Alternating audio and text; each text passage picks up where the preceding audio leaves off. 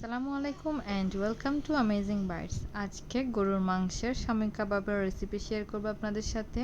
আর রেসিপিটি কিন্তু খুবই সহজভাবে দেখিয়েছি এই ভিডিওতে। প্রথমে প্রেসার কুকারে 500 গ্রামের মতো গরুর মাংস ধুয়ে নিয়েছি। করে দিচ্ছি কিছু গোটা মশলা, এরপর আদা রসুন কিউব করে কেটে দিয়েছি। এরপর জিরা গুঁড়া দিয়ে দিচ্ছি, ধনিয়া গুঁড়া, গরম মশলার গুঁড়া, হলুদের গুঁড়া আর লাল মরিচের গুঁড়া। এরপর কিছু গোলমরিচ আর পরিমাণ মতো লবণ দিয়ে এগুলো সুন্দর করে মাখিয়ে নিচ্ছি। এরপর এখানে পরিমাণ মতো পানি দিয়ে প্রেসার কুকারের ঢাকনা বন্ধ করে ভালো করে সিদ্ধ করে নিয়েছি। হাফ কাপের মতো দিয়ে দিচ্ছে বুটের ডাল, যেগুলো আমি আগে থেকে ভিজিয়ে রেখেছিলাম। এগুলো এই পর্যায়ে এখানে অ্যাড করে দিচ্ছি। আর আবারও পরিমাণ মতো পানি দিয়ে এগুলো সহ প্রেসার কুকারের ঢাকনা বন্ধ করে আবারও সিদ্ধ করে নিয়েছি। আর এটা কিন্তু অনেকটাই সিদ্ধ হয়ে গিয়েছে আর ডালগুলো প্রায় ফুটে গিয়েছে।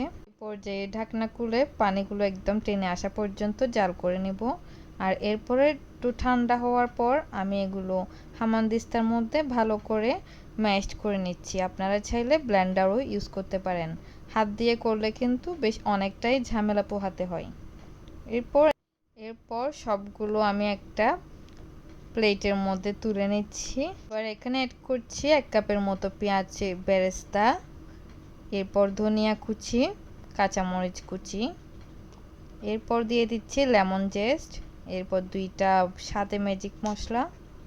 এবার এখানে 2টো ডিম ভেঙে দিয়ে দিচ্ছি। এখানে কিন্তু আমার প্রায় 3টা মতো ডিম লেগেছে, আমি পরে আরও একটা ডিম অ্যাড করেছিলাম। এরপর সবগুলো উপকরণ হাতের সাহায্যে খুব ভালো করে মেখে নিতে হবে।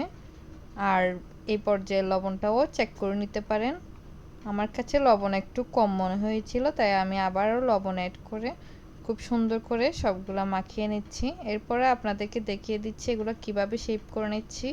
একটা আমি এরকমের রাউন্ড শেপের করেছিলাম, আরেকটা করেছি এরকম শেপের মধ্যে, যেটা ভাতের উপরে দিলে কিন্তু খুব বেশি সুন্দর লাগে আর খেতেও কিন্তু অনেক বেশি মজা হয়। এগুলো নাস্তার সাথে কিংবা পোলাওয়ের সাথে খুব বেশি জমে যায়। আর রেসিপিটি কেমন লেগেছে অবশ্যই কমেন্ট করে জানাবেন। ভিডিওটি ভালো লাগলে একটি করে লাইক কমেন্ট শেয়ার করে দিবেন আর আমার পাশে থাকবেন। আল্লাহ হাফেজ সবাইকে।